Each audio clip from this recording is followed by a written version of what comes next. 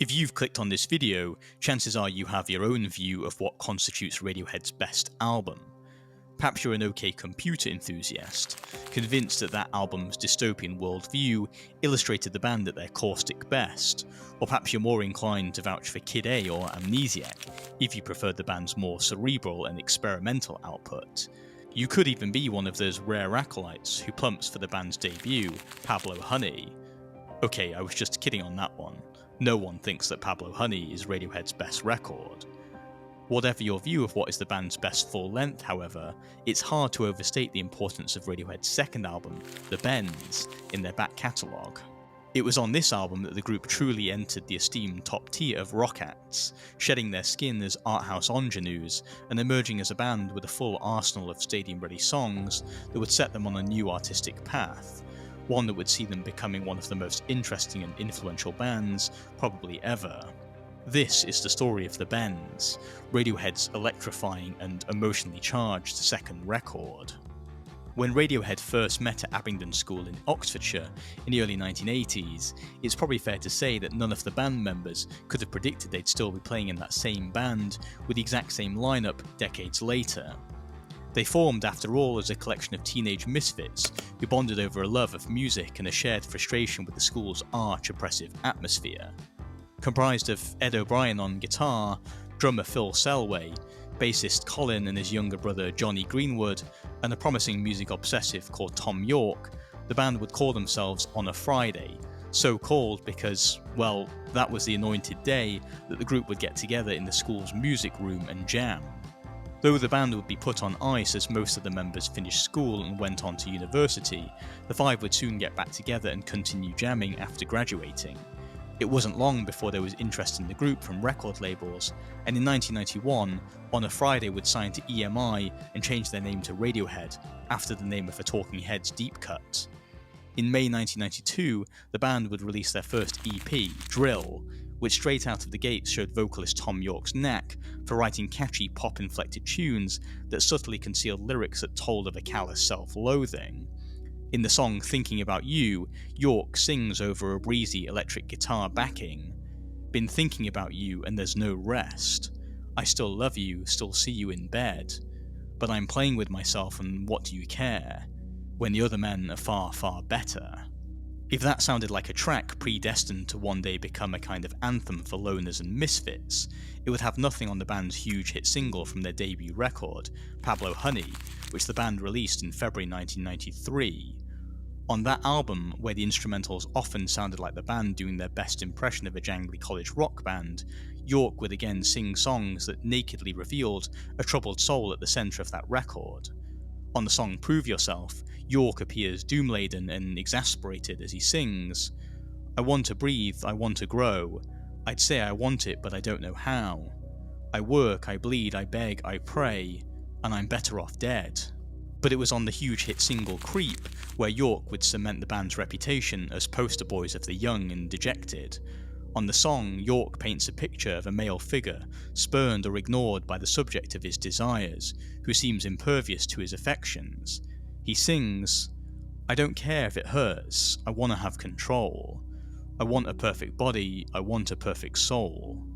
I want you to notice when I'm not around, but I'm a creep, I'm a weirdo. What the hell am I doing here?"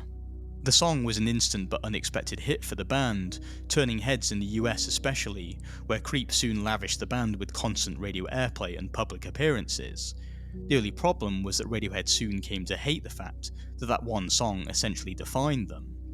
Everywhere they went, they were expected to play the song as if the band were a jukebox, and the one song everyone wanted was a song the band hated playing. The song had become a millstone around the band's neck, uneasily forcing a group of five young reticent individuals into the spotlight of the world stage and subsequent world tour.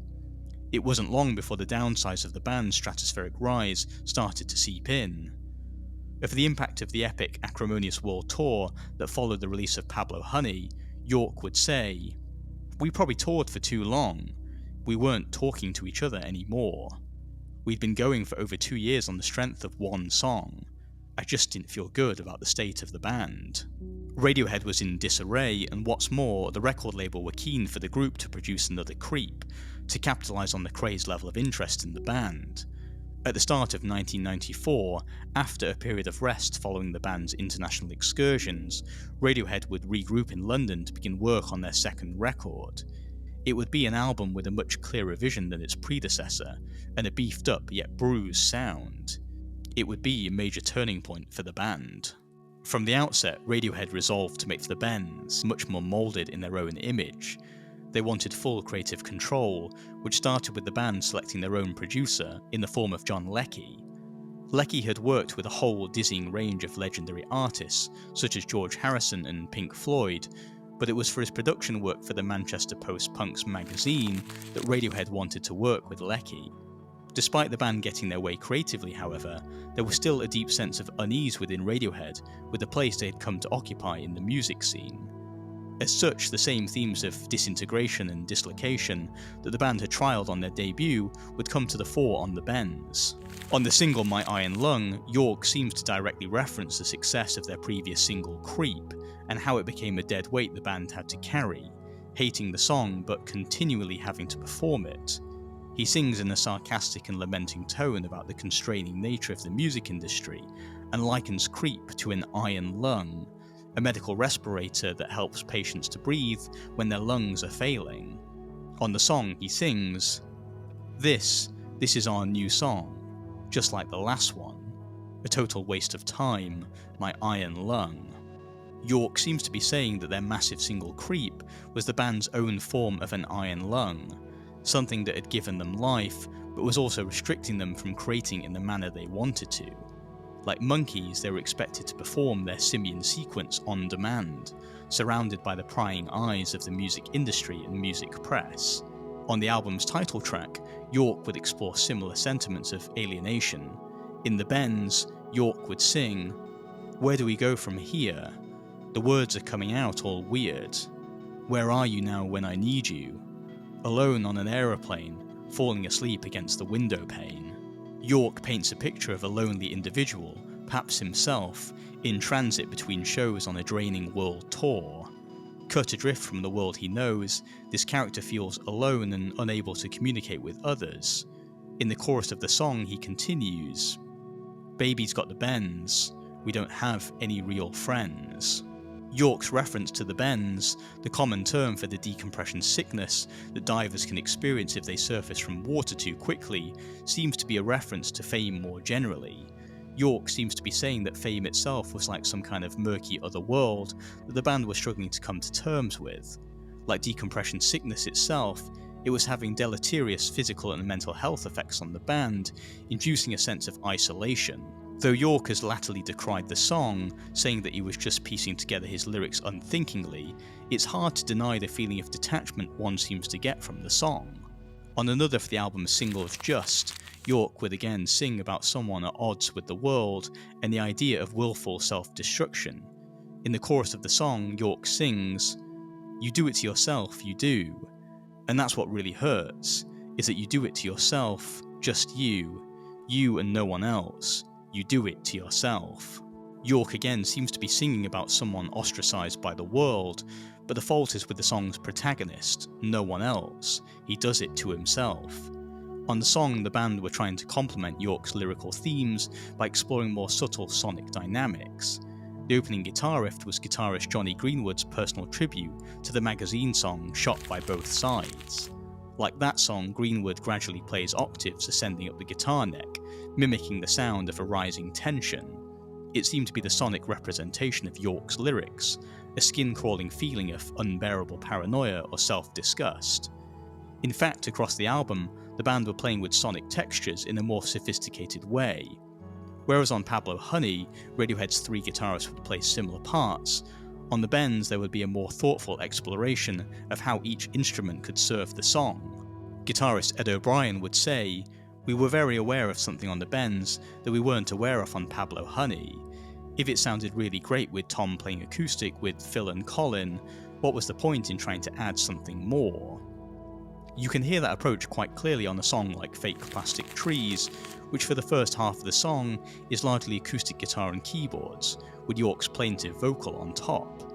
In the song, Yorke explores the world of artifice around him.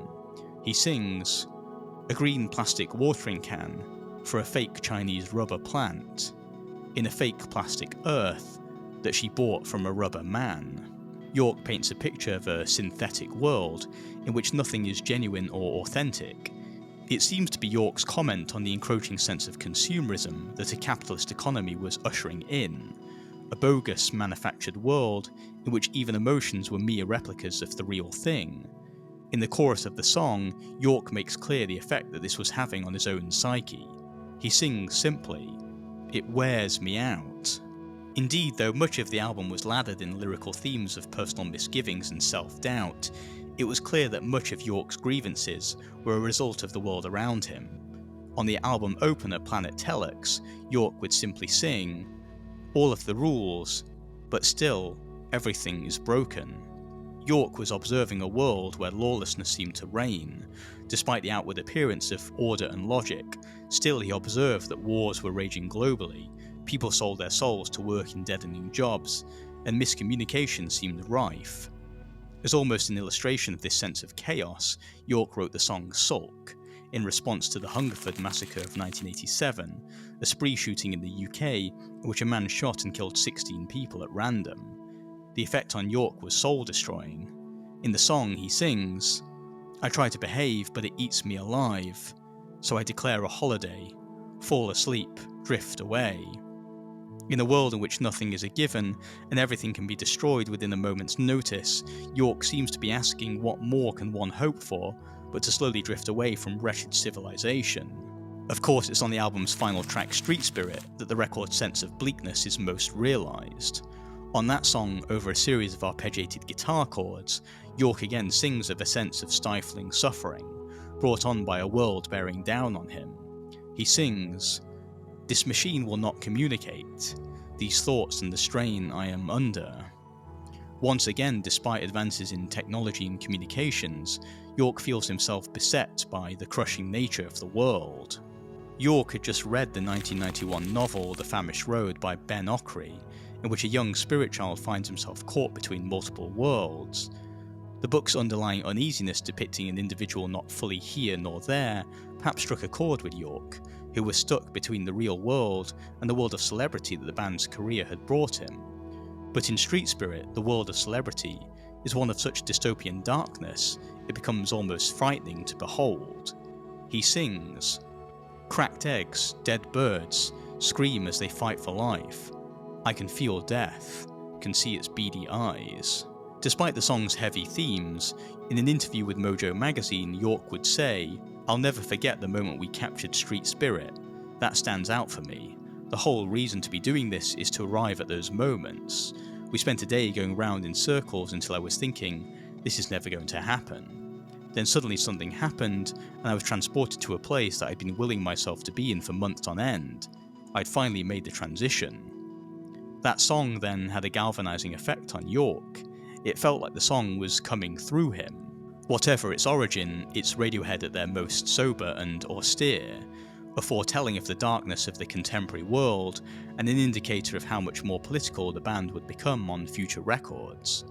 For the album's front cover, the band used a photo of a CPR mannequin, its face voyeuristically up close and personal. The photographer, Stanley Donwood, said that the mannequin's expression seemed to be like someone discovering the sensations of ecstasy and agony for the first time. For the band, perhaps that strange hybrid of emotions captured the essence of the wild ride they had found themselves on, a stomach-churning roller coaster that brought them as much anxiety and distress as it did good fortune and riches. When The Bends came out in March 1995, it initially didn't make much impact, especially when bands with more swagger were growing more popular day by day. Colin Greenwood, Radiohead's bassist, would reflect later. "I spoke to so many music writers who'd received The Bends as a promo, left it to gather dust on top of their PC tower, and hadn't bothered to play it until word of mouth nudged them. Indeed, it was only a matter of time before that word of mouth translated into record sales. Buoyed by a handful of stark and striking music videos, The Bends slowly gathered steam, beginning to sell by the shed load, and reaching a level of critical acclaim that not even their breakout single, Creep, had garnered them." By the end of the millennium, and buttressed by the fact Radiohead went on to release a whole bevy of sonically experimental records, the Bends came to be seen as a fork in the road album, a clear demonstration of what the band could do if left to pursue their own creative vision. It was a heady cocktail of discomfort and dystopia, helpfully backed up with distorted guitars and huge choruses that people could easily sing along to, even if the true meaning of some of Yorke's lyrics were passing people by. By now, the album's place in the great canon of British pop music is unquestioned, even if the band once again found themselves an unlikely fit for the covers of glossy magazines or adorning the sofas of late-night chat shows. After the Bends, Radiohead doubled down on commenting much more on the exterior world, with the immediate follow-up OK Computer in particular almost feeling like an anti-capitalist concept record. But it was on the Bends' bruising portrayal of malaise and bitterness that we first see the signs of what Radiohead would go on to be. A reluctant and yet incontestable giant of British pop music for decades to come. If you enjoyed this video, perhaps you'll enjoy my take on Blur's The Great Escape, another record from 1995 that explored themes of isolation and alienation, shot through the lens of a sardonic set of characters, portrayed brilliantly by Damon Albarn. You can check that video out here. Drop a comment on what this album means to you and where you think it ranks in Radiohead's back catalogue. I'd love it if you gave this video a like, and remember to hit subscribe for more videos like this in the future from my channel. In the meantime, thanks for watching and catch you in the next video.